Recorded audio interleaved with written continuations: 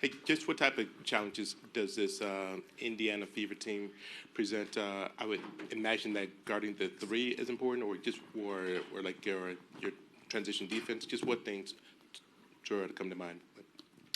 Yeah, all those things. They have an elite point guard in Caitlin. Her passing ability, her shooting. They're better in quick strike if you look at their numbers. So our transition defense is going to be very important.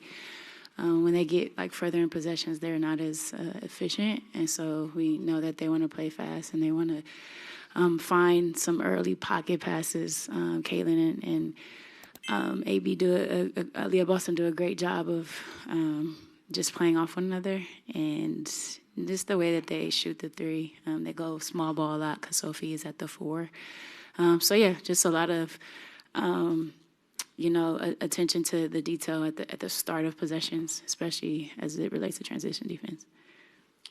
Hey, Coach, would you talk about Kelsey Mitchell's the presence she brings to the game and the challenges that she presents? Yeah, that's another challenge. Honestly, I know I talked about Caitlin and Boston, but Mitchell, she can score in bunches. She's a difficult just one-on-one matchup because of her ability to create her own shot. And then, the three, the getting to the lane, those are all, she does that at a very high level, a very elite level. And it's the pace that she plays with, the catch and shoot threes. She's a very good basketball player. And so it's she's top of our scout as well. We got to be locked into that matchup. Hey, Coach, this is Chloe Peterson from Indianapolis Star. I just wanted to ask, with Mackenzie Holmes kind of going through training camp and then you guys re-signing her on the 17th, just what does she bring to this team? Yeah, first and foremost, Mac was here very early. And having, her season within Indiana, she was kind of like a scout coach kind of. So, she's a cerebral basketball player, really smart. But coming here early gave her an edge because she picked up our system quite early. She's in amazing shape. And the best attribute, in my opinion, is the culture piece. She just fits us in a locker room. And we were happy to get her back. Wherever, we were in the midst of kind of trying to figure out who was going to be on our roster. Mac was like, I'll ride a bike to wherever you guys are. Just the type of person that she is. But also, she had a great training camp. First preseason game, I thought she did well against Connecticut. And she's continuing to work on her game. Even prior to training camp, she was doing like 2-a-days. That's how bad she wants it. And that's how bad she wants to be a really good pro and be really good for us. So it's a blessing to have her back, and I'm glad we have the opportunity to continue to pour into her and see the level of growth that she has. Hey, Coach. How difficult is it to game plan against a player like Lexi Hole, and knowing that she can impact the game as a shooter, but also impact it just as much on the defensive end as well? Yeah, she cuts really well. She plays really well off the ball, so you always have to make sure your head is on the swivel with her. A lot of those are like corner cuts or, in transition. She just has a knack for playing basketball in that way. And then defensively, her physicality and her aggressiveness. A lot of times she's on, important matchups. And her size, she can guard multiple positions. So, yeah, that's another key matchup for us, making sure we match her physicality and find her in transition. I think I remember last year in Indiana, I think she had like a career high against us with the threes, got her on her streak. We have to make sure we're locked into Hull as well. All right, we'll take a question from Zoom. Christian, go ahead.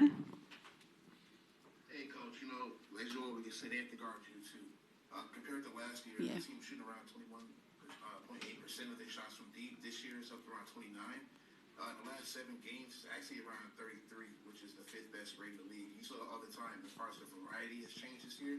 Just kind of wonder, what do you see from the sidelines that gives it that power behind the performances so far?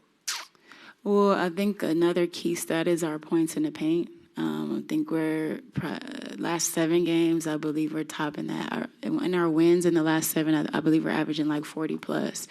And so the variety of, I think it starts there, playing out of our defense and quick strike and trying to, attack before defenses are set is very important. And then you have that balance with what we can do in the paint, E getting downhill into the lane, Sky getting downhill, and then Gabby getting downhill. I know we're not shooting a lot of free throws. Hopefully we can, that changes for us a little bit, but the balance is taking proper shots on goal, playing with some pace, moving the ball, and, finding good to great, being selfless within our offense with what we want to do.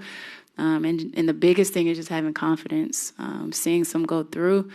And if we don't make the first or second, continuing to shoot. And I think our team is really confident in one another and continuing to pour into one another in our offensive attack. Coach, I have a non-game question. Polky Chatman is leaving to coach Brazil in the AmeriCup. You knowing her and having worked with her, how do you think her style of coaching can impact a team like a young Brazilian team that is trying to get back into the stage? Roberta, I want to answer that after the game, if you don't mind, because I want to take my time with that. But I want to focus on our game stuff. So I'll definitely get to that after the game, if you don't mind. Thank you. Yeah, in the last game, in the fourth quarter, I think it was Gabby was on a break. She hit Dom on there for a fast break in like real time. And when you saw it sort of like on a replay, did you think that Dom was maybe going to get her first dunk? Yeah, but it wasn't clean. It was clean. Dom is not a 2-foot jumper. That's one. And then a second, and if you notice in that stretch too, she's running up and down the court a lot, and if there's some fatigue in there, she's not about to dunk. So I thought if she catches it clean, she'll catch one. But the 2-foot, not in the midst of that stretch like that. If she gets a steal breakaway, I think that's more kind of her speed. But yeah, all the team, they stood up for that one. I think they thought that was coming, but she didn't catch it clean again. Okay, last question, Cam. To follow up on that question, is that 2-foot dunk something that you would even bother to teach?